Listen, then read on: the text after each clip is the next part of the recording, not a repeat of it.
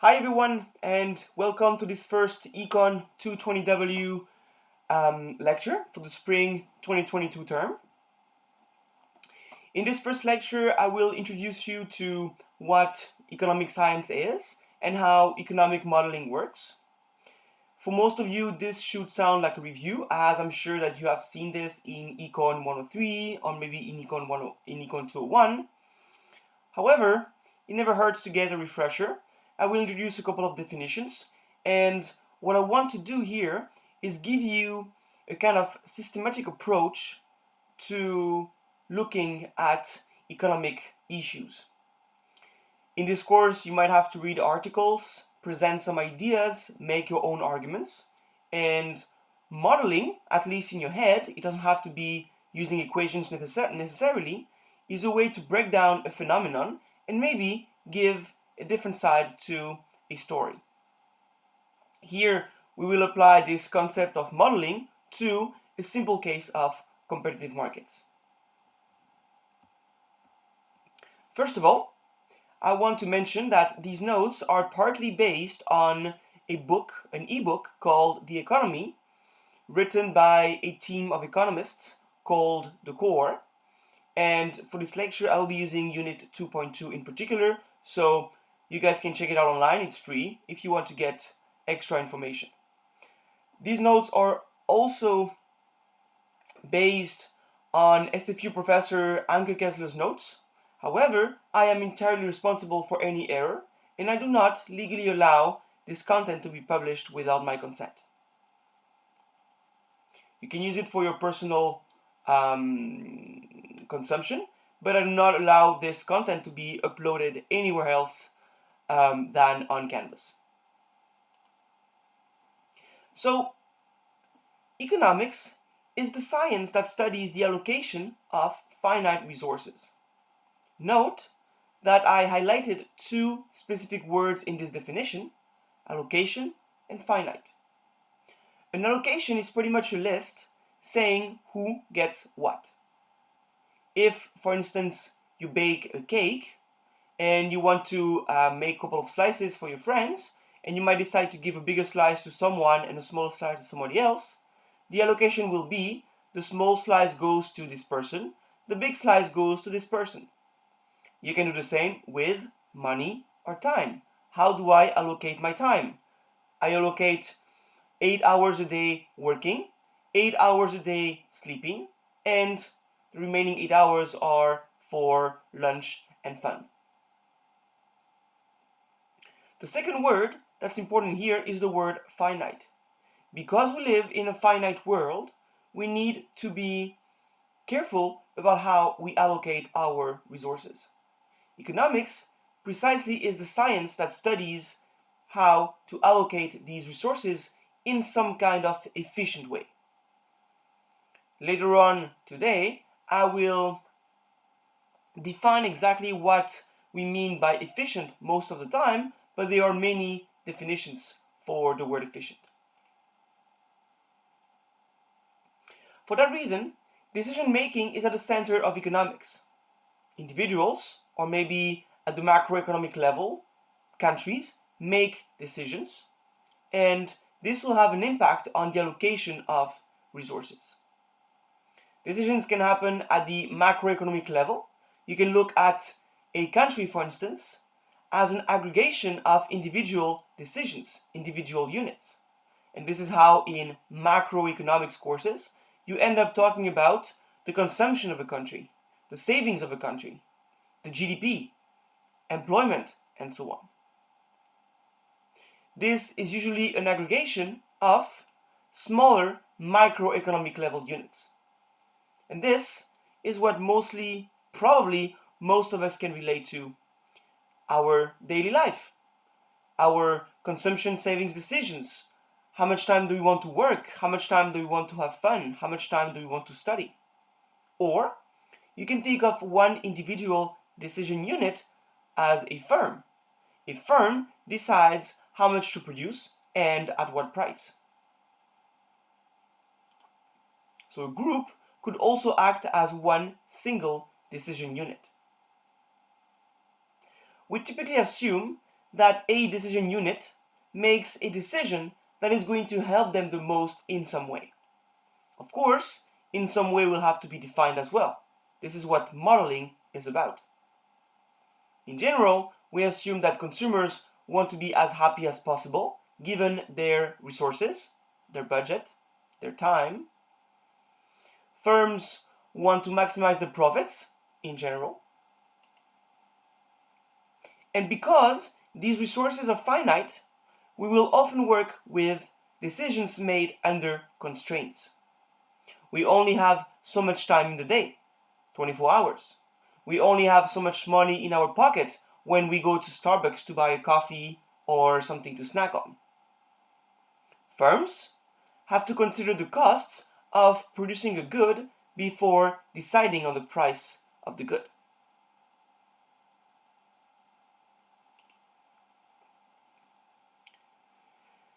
The economics methodology goes as follows.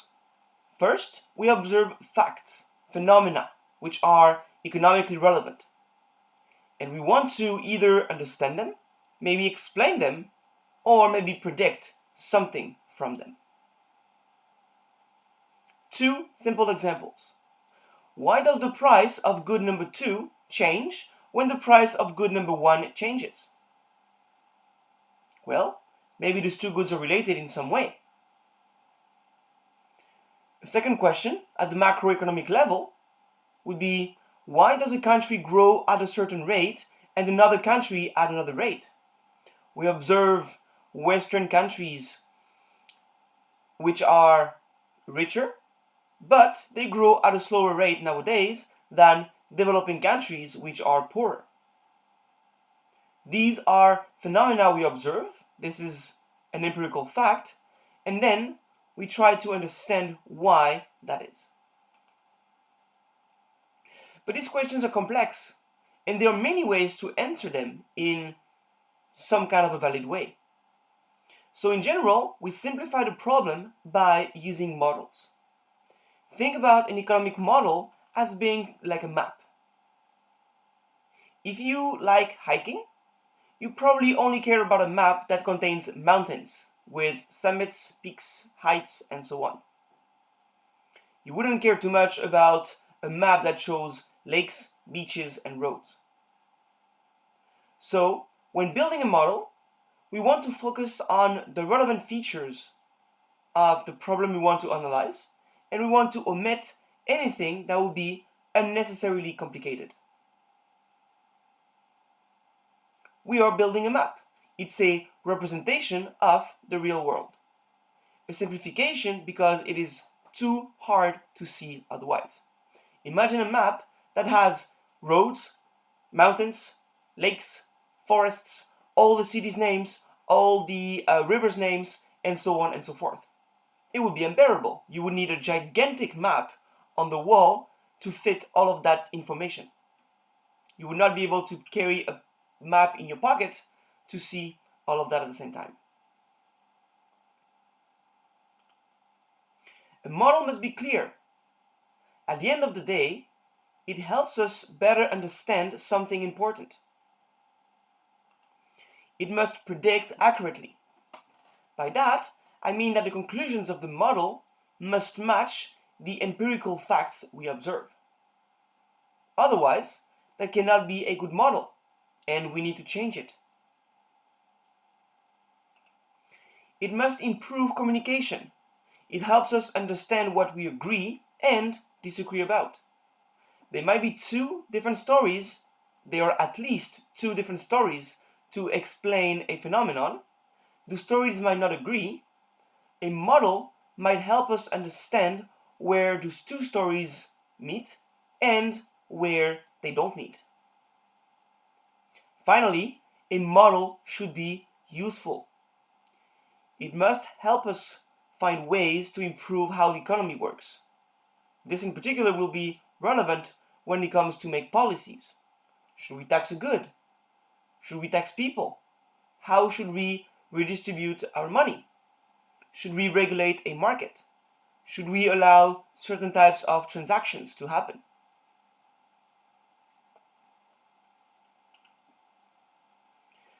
You will often see mathematics in economic models. Some of you are already taking 300-level courses and have seen a lot of math already.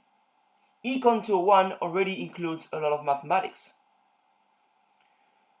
Models don't only need equations, they also need meaning behind these equations, with standard definitions, clear descriptions.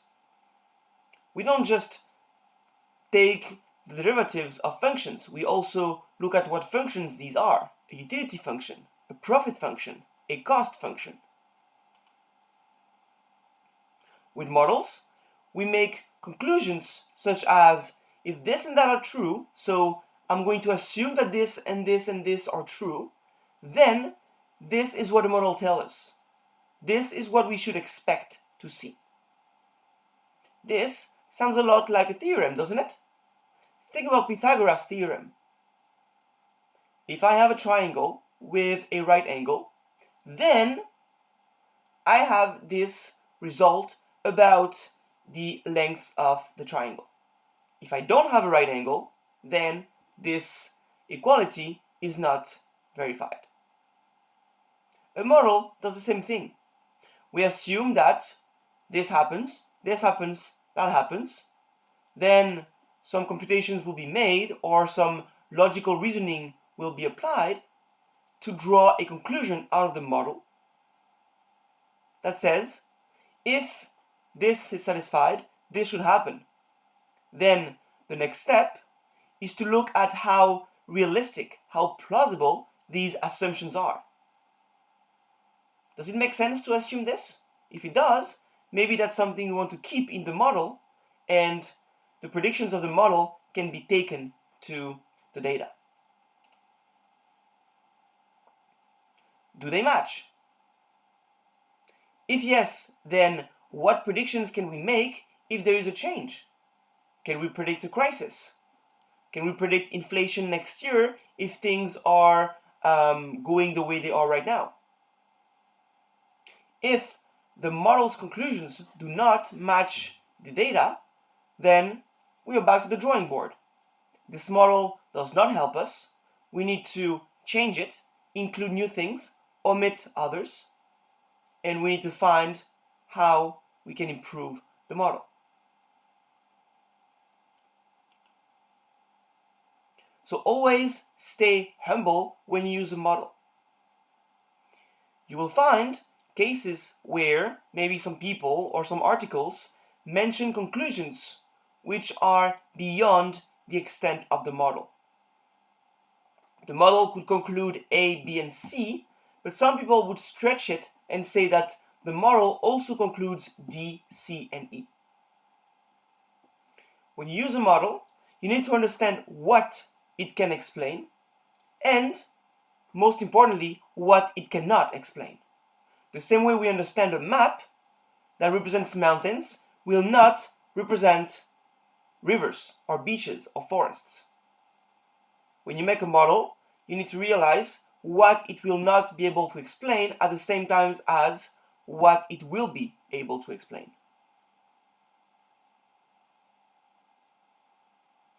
So when you read articles, when you have to make an essay, try to keep those things in mind. Problems are very complex. Try to break them down. Think about the most elementary relationship that you observe and try to draw conclusions from there. You are pretty much making a model in your head. And little by little, you add a couple of things here and there. You make your model more complicated, but also more realistic, until maybe eventually you reach a satisfying conclusion. So let's apply this thought process to decisions taken on the market. Let's go with cheese. Why not? So here, I want to analyze the decisions taken on a market when cheese is the commodity that is going to be traded. What do we need on our map? Well, we need people who want to buy cheese, who want to consume it, and we need people who want to offer it, who wants to sell it at least. Otherwise, there will be no exchange. There will be no transaction. Note that here I'm not being very specific about who buys and who sells. I'm just saying agents. A firm can be considered as one economic agent. It is one decision unit.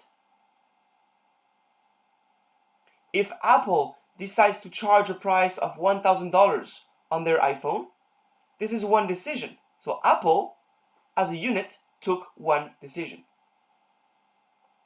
Here, what I will call consumers could be us, individual consumers who want to buy cheese, but that could also be another company who needs to buy cheese, maybe to offer catering services for an event. In this case, a firm will be buying from a firm. That doesn't really matter. What matters is that we have a buyer and a seller. So let's say that the agents who want to consume are individual consumers like you and I. And agents who are offering could be firms. Now, I'm being vague again. It could be the producers of cheese, or it could be a retailer. If you think about Safeway, Safeway sells cheese, but Safeway doesn't make the cheese. Safeway buys the cheese from the producers. Now, does it matter? Not really, because what we care about is the activity of buying the cheese, not the activity of making it. So it doesn't really matter if we go to Safeway or if we go to a local cheese producers here. What matters is whoever is selling the cheese, how do they decide how to sell the cheese? And whoever buys the cheese, how do they decide how much to buy?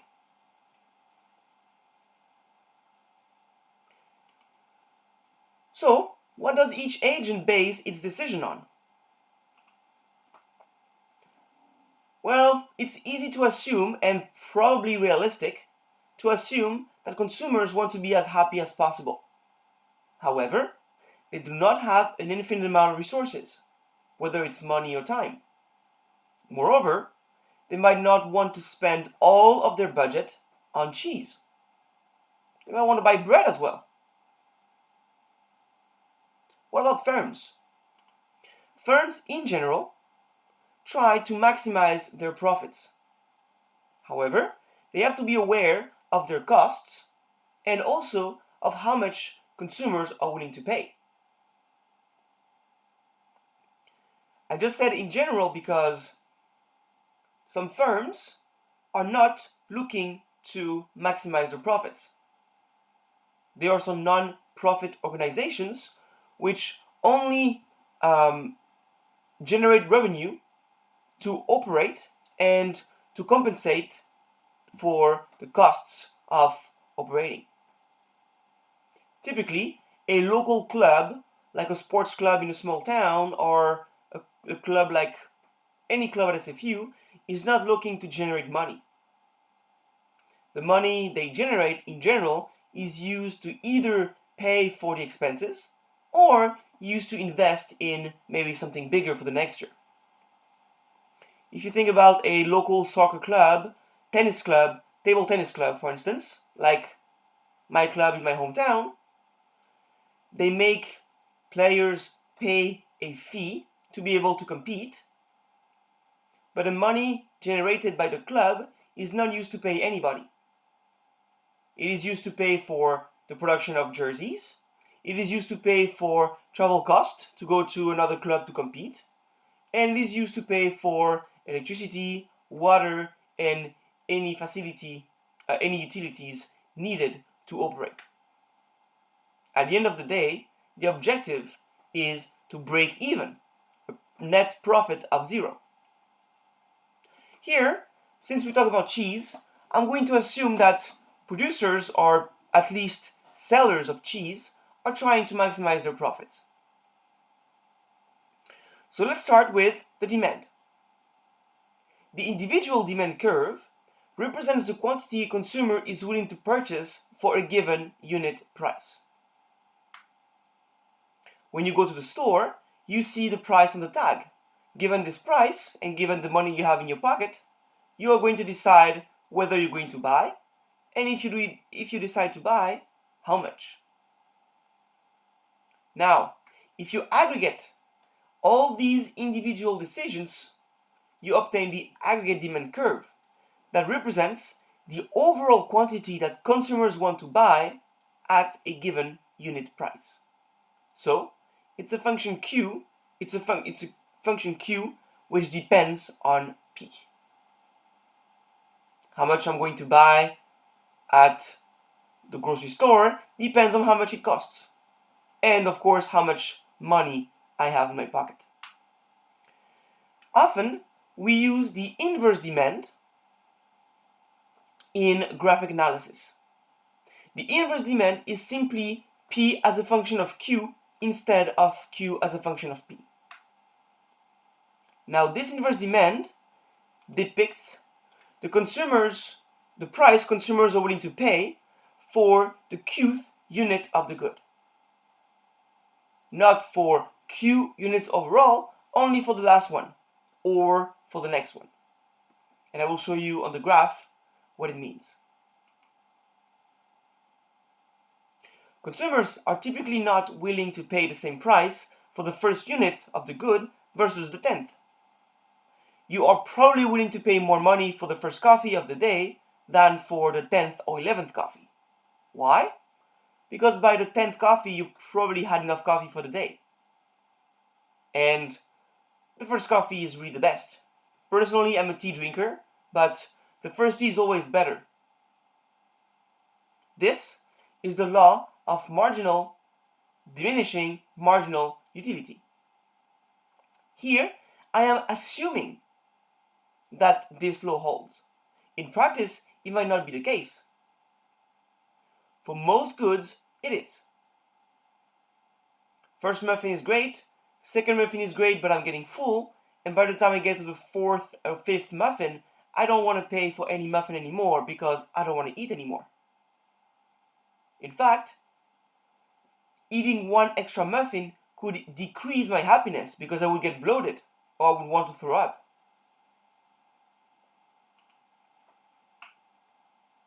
And with the definition of the demand comes the definition of consumer surplus. The consumer surplus is the difference between the price consumers are willing to pay and the price they actually pay. I will show you in a moment on the graph how this looks like. This is a measure of the net utility of a consumer after he paid for the good. So, consumers try to maximize their happiness. They have a limited amount of money, so this will determine how much they are willing to pay as a function of the price. For the supply, this will be the opposite. The supply curve represents the quantity Q producers are willing to sell at a given price P. Not how much they're willing to buy, but how much they're willing to sell. You can obtain the inverse supply curve by inverting the relationship. And the producer surplus will follow as well. This is the difference between the price producers sell the good at, the price they receive from consumers, and the price they are willing to sell the good at. The minimum price producers are willing to sell the good at will be a price such that they break even. They do not make any profit. Just enough to pay their employees, to pay for the raw materials and the machines. Any money made on top of that will be extra profit.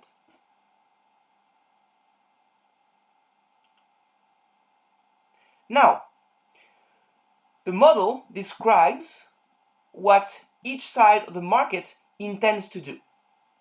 But so far, we are not talking about how they are going to meet and how the dynamics of the transactions will occur. We can imagine some sort of adjustment, but here, this is not something I necessarily assume. This is something that could come from the model itself. Imagine some kind of adjustment where firms start with a price, as in you show up at the store, you see a price on the tag. Then you see, or firms see how much they sell at this price, and eventually adjust the price whether they want to sell less or more. This adjustment will not happen in 1 minute. This will happen over the course of days, if not weeks. Eventually, the quantity consumers are willing to buy will equal the quantity firms are willing to sell. And this is what we call an equilibrium. It's a balance. Both sides are equal.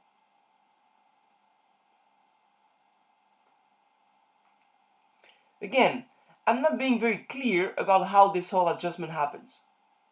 If I was really interested in the way the adjustment happens, then I would have to make some assumptions and I would draw conclusions.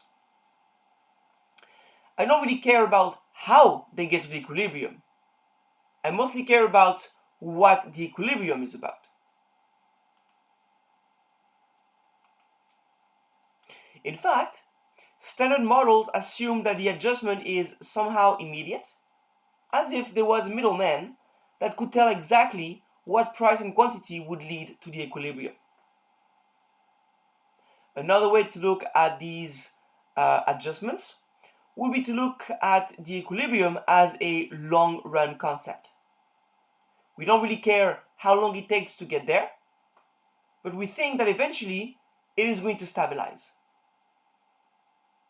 So we look at the long-run equilibrium, and we can discard the whole adjustment business. If you wanted to make assumptions about how it adjusts, you would have to make some mathematical assumptions, and that would make our map, our model, unnecessarily complicated, because this is not what we are interested in.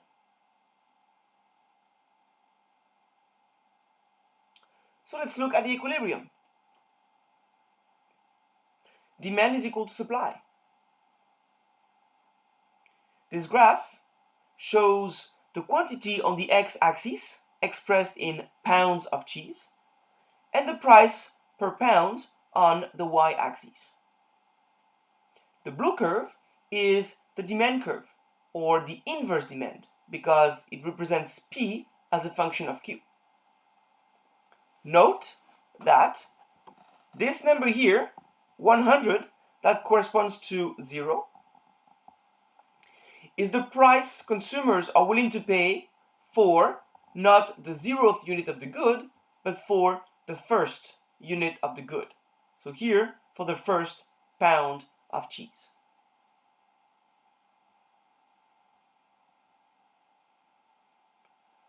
Above a quantity of 1, we have this point here, which represents the price consumers are willing to pay for the second pound of cheese. For the third pound, we need to look above 2. And this is $80 as well. For the fourth pound, it is going to be equal to 50. For the fifth pound, it will be equal to 50 as well. For the sixth pound, it will be equal to $20, and so on and so forth. For the producers, this is the other way around. This is the price at which they are willing to sell the good. Note that for the first pound of cheese and the second pound of cheese, producers here seem willing to sell these 2 pounds of cheese for $0, for free. This is just a consequence of how it looks, but in real life that would mean that it doesn't cost anything to the firms to produce these 2 pounds of cheese. For the third pound, they are willing to sell it for $30. For the fourth pound, $40. For the fifth pound, $40 as well. For the sixth pound, $70, and so on and so forth.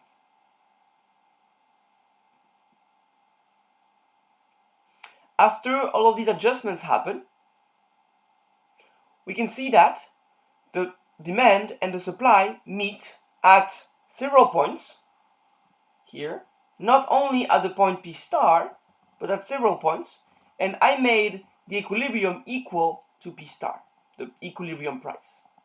At this price, which is here roughly $45, consumers are willing to purchase 5 pounds of cheese, and producers are also willing to sell 5 pounds of cheese. The 6th pound, they are willing to sell it for $70. So they are not willing to sell 6 pounds, only 5. Now, let's look at the blue area. The demand, the inverse demand, depicts the willingness to pay for the good. But consumers actually pay P star for each unit, each pound of cheese. So the difference between how much they're willing to pay and how much they end up paying will be the consumer surplus. On the first pound, they were willing to pay $100, but they only end up paying $45. Thus, their surplus will be equal to $55. This is their utility after paying for the good. Now, for the second unit, they were willing to pay $80 for it, and they end up paying $45 for it. That makes a consumer surplus of $35.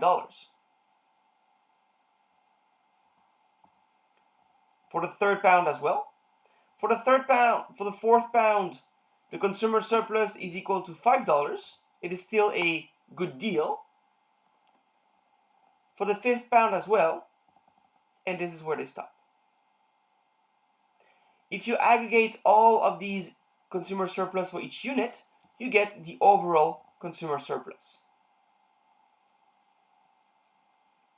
Note that if the good is perfectly divisible, as in we can get decimals of it, in the case of cheese it would work because we can get pounds, so we can get 500 grams, 500.001 grams, and so on, then the demand would look like a straight line and not like a staircase. And we get the same for the supply. The logic is just reversed. Firms were willing to sell the first 2 pounds of cheese for $0, but they are going to receive $45 per pound. Since this is a representation of their costs, this distance represents the profit they make on the first pound of cheese. This will be the profit made on the second pound of cheese. This will be the profit made on the third pound of cheese, on the fourth, and on the fifth. So, the consumer surplus is a measure of utility net of paying for the good, and the producer surplus is a measure of profit.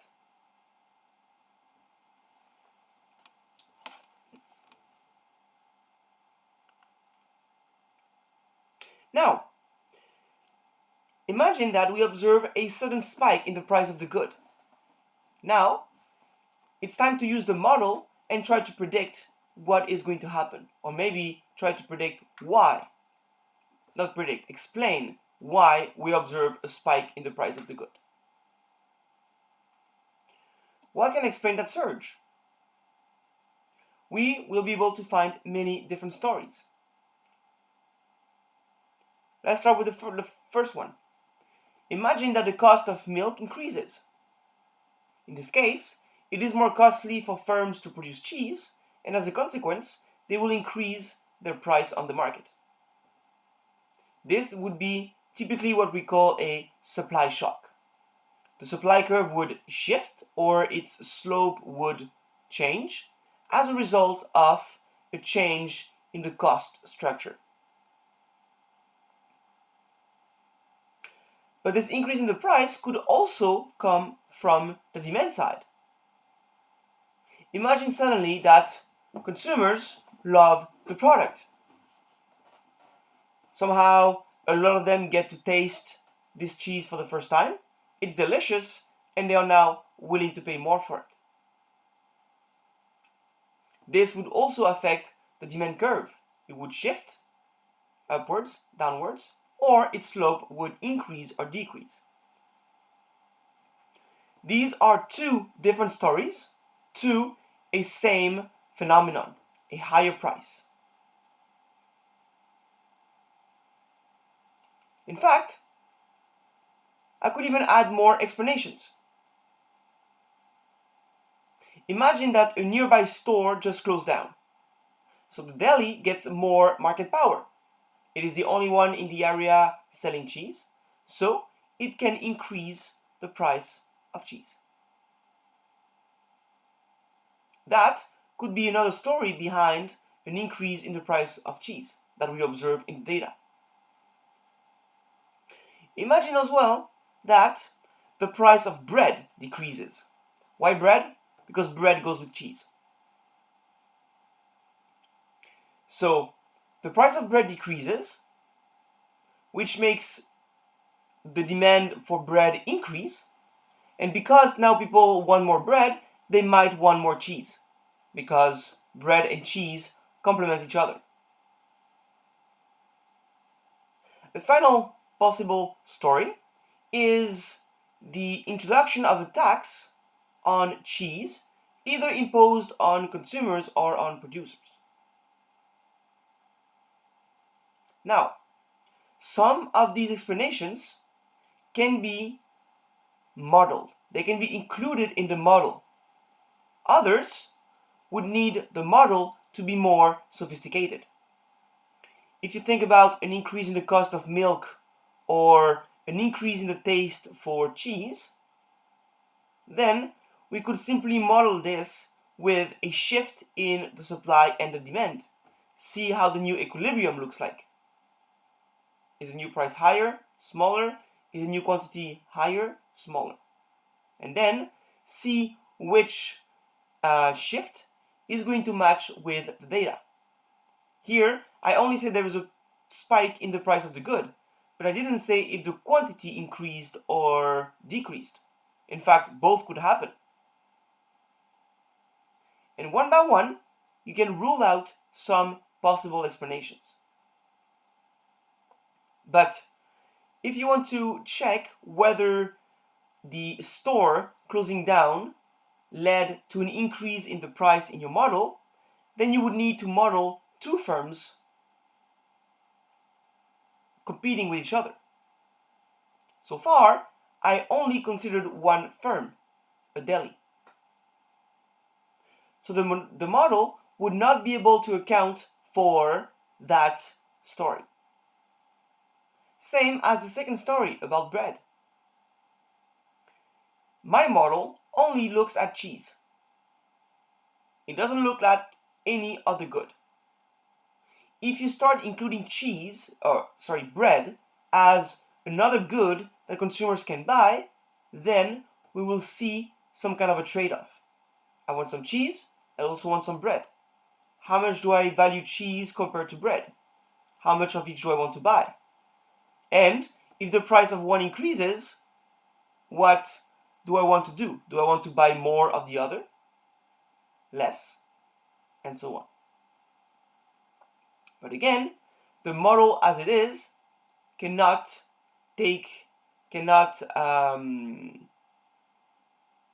explain that story.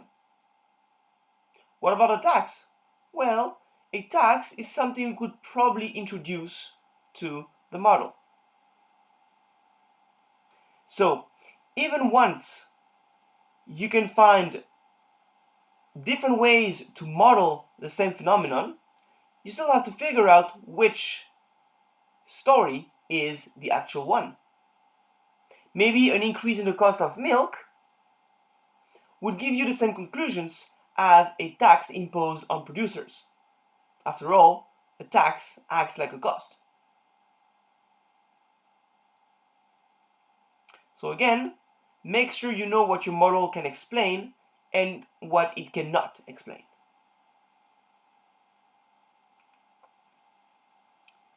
Now, since Econ 103, you have gone through competitive markets like the one I just mentioned until now. There are two reasons why we study perfectly competitive markets. First of all, they are mathematically simple. You have a demand, you have a supply, they meet. Thank you very much, have a good day. The second reason is because one of the most fundamental results in economics is going to apply. The first welfare theorem. It states that under certain conditions, every competitive equilibrium allocation is Pareto optimal or efficient or Pareto efficient. This means that there is no other allocation, there is no other way to allocate cheese to other people that will make somebody happier without making somebody else worse off. So a competitive equilibrium as it is, where some consumers get the cheese, they pay a certain price, is such that there is no other way to redistribute the cheese and maybe give it to somebody who didn't buy some before, in such a way that some people will be happier and other people will not be sadder. It represents this idea of a waste.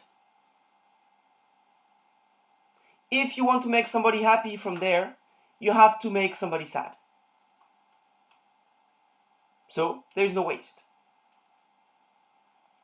Now, since this is a theorem, it has a specific number of conditions. What are these conditions? First of all, we need perfect competition. This is a set of 5 characteristics that need to be satisfied at the same time for a market to be perfectly competitive.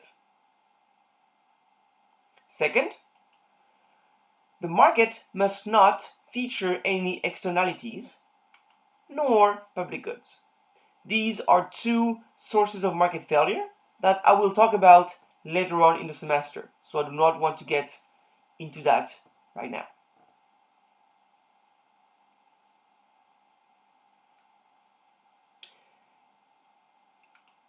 Perfect competition provides a benchmark, as in, we know that the allocation is Pareto efficient, so it gives us an idea of what an ideal world is.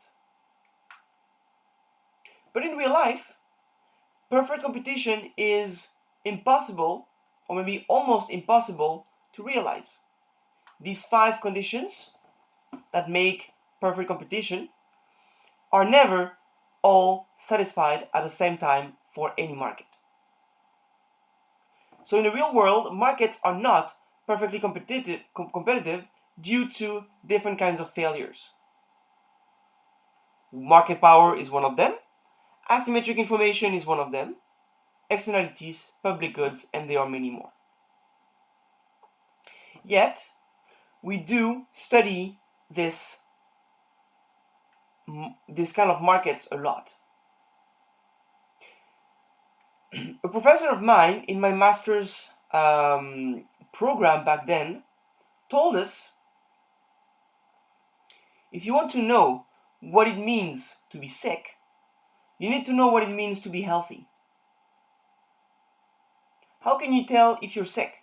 Well, if you have a cough or a runny nose, you think that you're going to be sick. Why? Because usually you don't have a runny nose and a cough.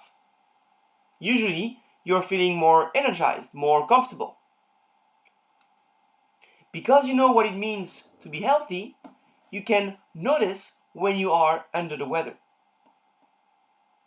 Here, we are doing exactly the same thing. We are describing what a healthy economy is, and then as soon as these conditions are not satisfied, then we know that these markets are ill or sick. How sick can they get? Well, it is the same as you looking at your symptoms. If you only have a mild cold, like a mild cough and a runny nose, no big deal. I can work, I can function, everything is fine. But if you have a very hard cough, you barely have any voice, you are sore, and so on and so forth, then symptoms are severe, and then you're far from ideal, far from peak condition. Now, imagine that there is someone that you know who was born, and since he was born, he had a runny nose and a cough. He never knew otherwise. He will never go to the doctor because he will never realize that he's sick. He's always lived this way. So for him, the standard, the conventional status, the status quo is a runny nose and a cough. Nothing to be worried about. And this is why we put so much emphasis on the perfect competition case. And in this course, we will go over different market characteristics, different source of failures, and we will look at how bad it can get and how we can fix the problem. Again, you will have to have some kind of systematic approach to the problem and think, okay, I have this reference model in mind, but this condition is not satisfied. What is going to happen? This, and that. How can I solve the problem? These are the kinds of questions you need to ask yourself every time you read something about economics. That's it for this first lecture. Starting next week, we will go over different sources of market failure, and we will try to every time analyze problems with this kind of systematic approach in mind. Have a good rest of your week, and see you in the next one. Bye.